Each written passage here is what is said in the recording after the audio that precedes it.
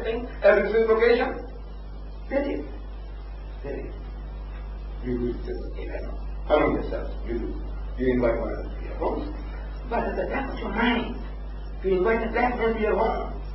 Something else is involved. You personally may be a saint walking with earth, an angel walking with earth. But at the back of the mind, the laws of the country, color, has knocked into your psyche. Then thought that look, this coming to an elite area in Durban North. One Sunday morning, looking for your home, number 10 Downing Street, and with this funny headgear and this beard, looking for that number 10, and eventually he finds it. There are people walking in the garden, there are people sitting on the veranda.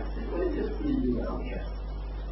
And then maybe, I find the house, I knock at the door, Mrs. Smith opens the door, and because she had enjoyed my hospitality, she's so happy. She was coming, Mr. Visa, come in. She means well.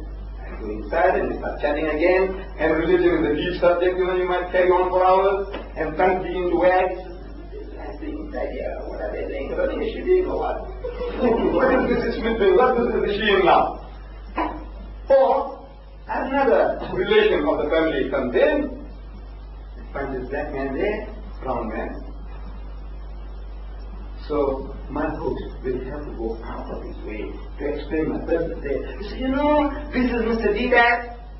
When we went to his house, his family, they received us so well, and they gave us a nice food and what not. Oh, you're going out of your way, actually, to justify my presence there. You're right. You have to justify, but it's the family in the house. So, to avoid all that, this thing is, convey my regards to the Mills, this is what it is. Laws have a tendency to change the characters of people over a period of time. In Hitlerite Germany, a nation so civilized, so cultured, the nation of Goethe and Beethoven, one of the most cultured nations in Europe, he could stoop down to incinerating 6 million Jews. Well, the fact of fiction. The fact is, even 6 Jews. 6 million Jews. And this cultured nation, Christian nation, allowed it? And the people, 90 million Germans were Christians? Even if Hitler was an atheist. They allowed this massacre to take place? Why? Program, brainwashing. The Jew, Christ killers, children, they deserve it. So the whole nation, if inwardly you might have felt uneasy, but they deserve it, they're getting it what's coming to them, but they've done. 90 million Germans, they were quite happy with what happened. Laws have a tendency to change the characters of people over a period of time. 1,000 years and 300 between Moses and Jesus, the Jews, these very laws which were meant to mold the character and rule, create a happy community, those laws perverted the standard. They were told an eye for an eye and a tooth for a tooth. So, if I was chasing the birds with that old-fashioned sling, the one that David used to kill Goliath, I was only trying to chase the birds, and by accident injured a Jewish eye, another Jew, injured his eye. So he goes to the judge and says, you see this guy here? He damaged my eye. Load him on, an eye for an eye. Then he did it.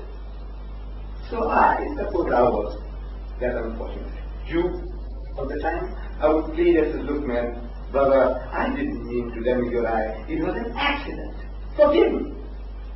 He says, no, but the law says an eye for an eye and a tooth for a tooth. I said, look, I'm prepared to compensate you. I'll give you a kiss from the flock. I'll give you a haircut. Forgive me. He says, no, the law says an eye for an eye and a tooth for a tooth. You see, he is going for the letter of the law and he's forgetting the spirit. So, Jesus Christ, another spiritual position among the Jews, he comes on the scene and he sees this perversion, this sickness, that they have gone for the letter of the law and they have forgotten the spirit. So wanting to bring them back to the wire media, the balanced road, he gives them another extreme as an antidote. This has been said by them of old. Jesus said, an eye for an eye and a tooth for a tooth. But I say to you, resist not evil. He who strikes you on the right cheek, give me other. If a person takes away your coat, give me a blow first. Agree with that adversary quickly, while thou art with him on the way. If a person makes you to walk 1 mile, walk with him 2. In other words, go to the other extreme. This is an antidote for a sickness, which is a beautiful antidote for a sickness. But we Muslims, what we say is this, that antidote will not work. Because we haven't got that sickness. Your sickness has changed. And as your sickness changes, the remedy must change. And in that change, we Muslims claim that Muhammad brought that last and final revelation of God Almighty. He has given us the law, and we say it is a fulfillment of the laws as given by Moses and Jesus. And Jesus Christ, He Himself had foretold. In the Gospel of St. John, He says, I have yet many things to say unto you, to the Jews, many things. But ye cannot bear them now. In other words, we haven't got the capacity to grasp this knowledge. God has given it to Him. He could have guided mankind for eternity till doomsday. But the people who were the recipients of that message were not fit to receive it, as He said.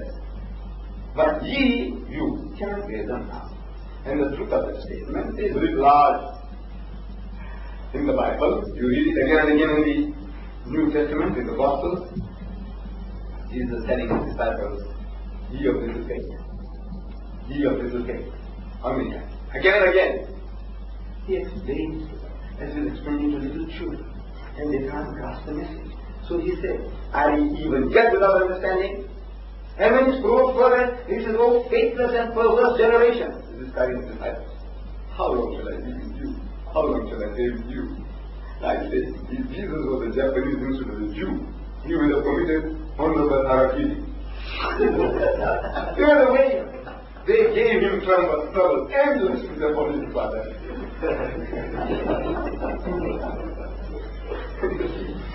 They gave him endless trouble. Everything he's telling them, they misunderstand. They misconstrue.